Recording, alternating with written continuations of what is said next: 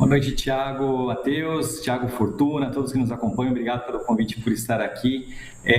Aos investidores, praticamente nada muda, pois o Banco Central está liquidando a REAG nesse ato, não os fundos de investimento que estão estruturados pela REAG e tem a REAG como administradora. Fundos de investimento têm uma estrutura normalmente tríplice, um administrador, um gestor e um custodiante. No caso dos fundos administrados pela REAG, eles ficam paralisados, né? Todo mundo tem investimento lá com a REAG, que foi afetado por esse processo de liquidação, vai ter que aguardar uma decisão do gestor, uma vez que o administrador não pode mais agir, ou mesmo formar-se uma assembleia de próprios investidores com o apoio do gestor para que se defina um novo administrador.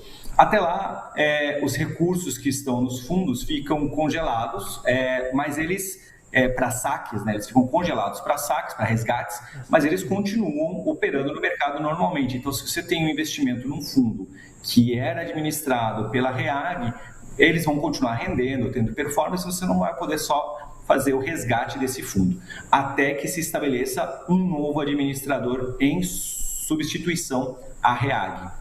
Beni, boa noite, eu Thiago Fortuna. Deixa eu te fazer uma pergunta. A gente ouve todo dia no noticiário. Banco Master, REAG, corrupção. Existe uma ligação entre a REAG, o Banco Master?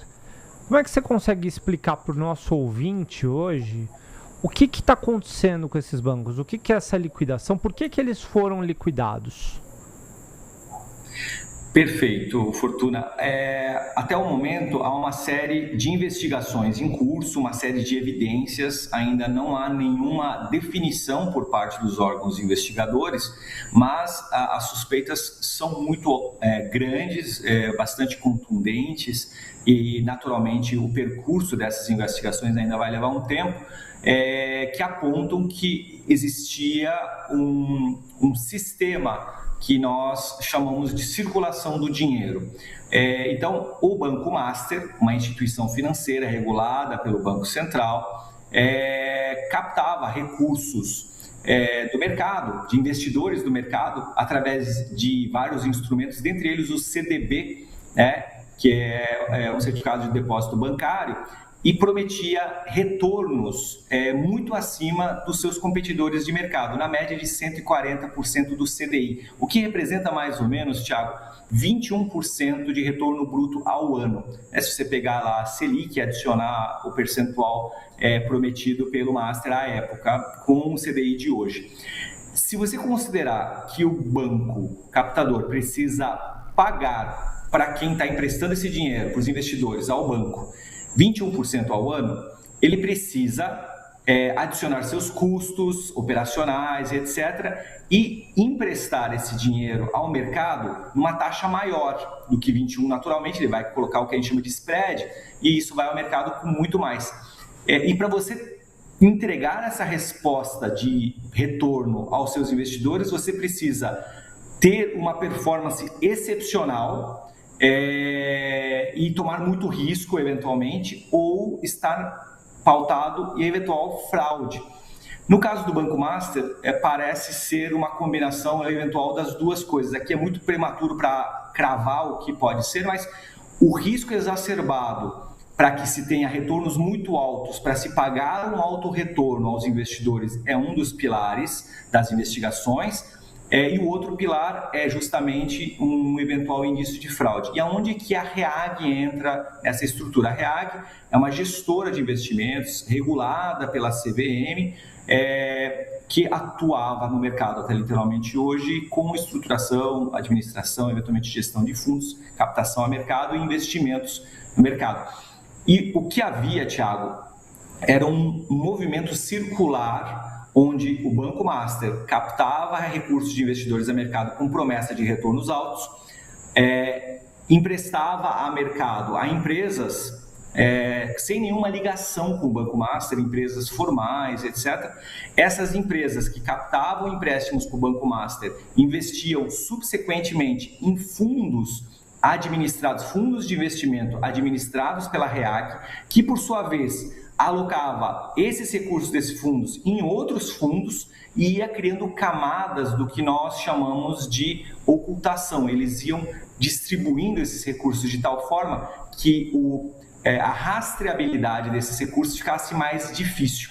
E, em algum momento, a REAG, através dessa estrutura cascateada com o Banco Master, investia recursos vindos de forma maquiada do mercado em ativos chamados de ativos ilíquidos, ativos que não têm liquidez imediata.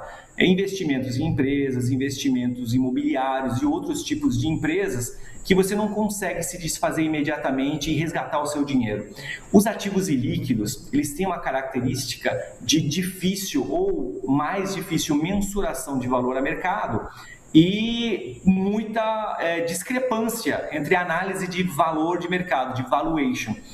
Em função disso, a REAG, em combinação com o Banco Master, aparentemente inflava de forma exacerbada o valor da captura desses ativos vendidos através desses seus fundos para terceiros e mostrava uma performance desses fundos de investimento altíssima e dizia ao mercado, vejam bem, eu sou excelente investidor, estou tendo ganhos absurdos com a venda de ativos ilíquidos de mercado, por isso eu tenho boa performance, eu tenho boa reputação, continue investindo em mim, no meu banco, que eu te prometo rentabilidade mais alta, e sim fechava-se o ciclo desse processo de maquiagem.